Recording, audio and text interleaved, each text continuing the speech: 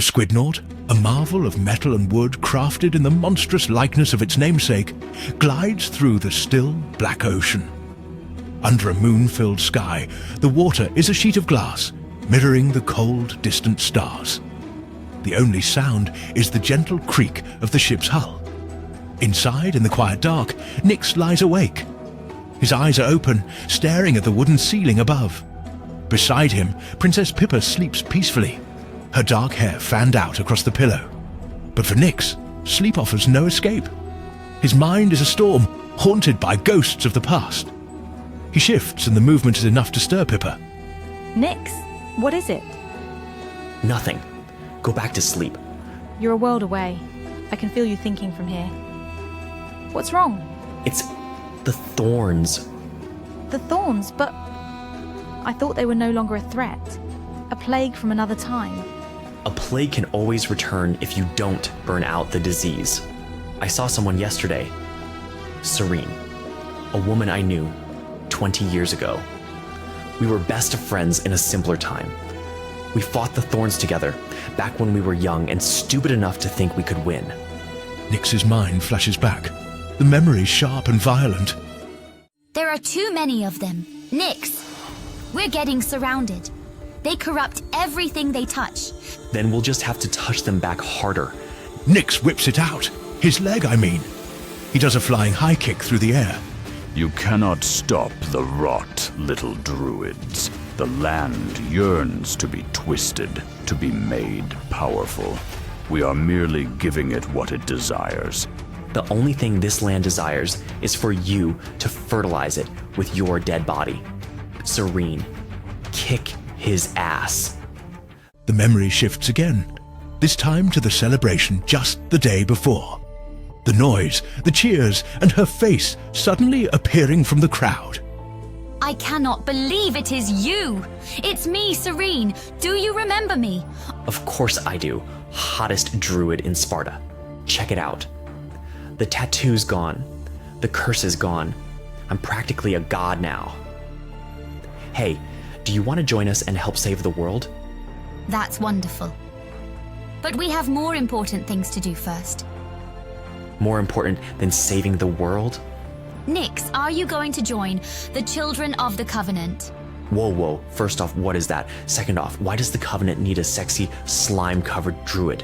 The Children of the Covenant is us, all the followers of the sons and daughters of Zeus.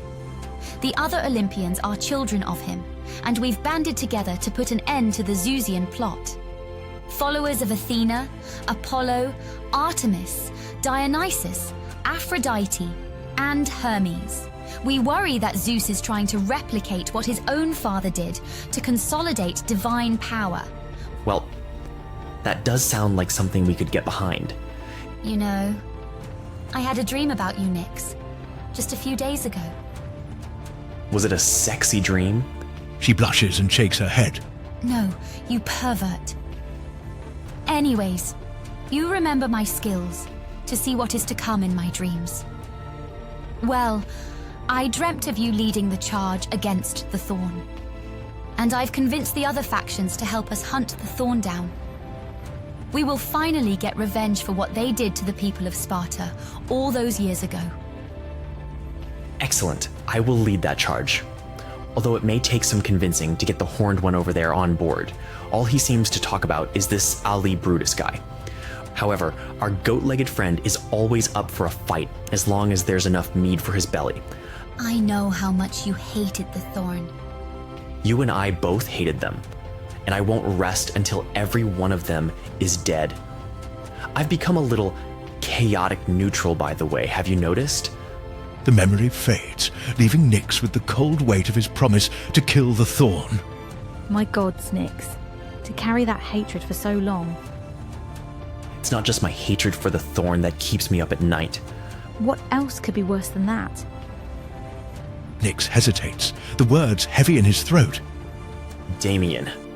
Pippa's voice sharpens with surprise and disbelief.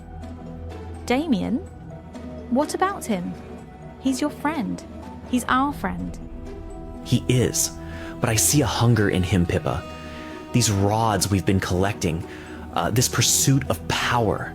He tells himself it's for the good of the world to fight the darkness.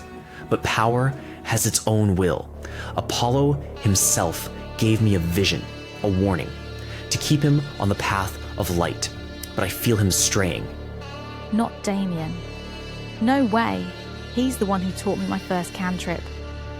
He's been nothing but kind, a good teacher. He wouldn't turn. Wouldn't he? To have the power of a god in your grasp, to be able to shape the world to your will, it could corrupt the best of us.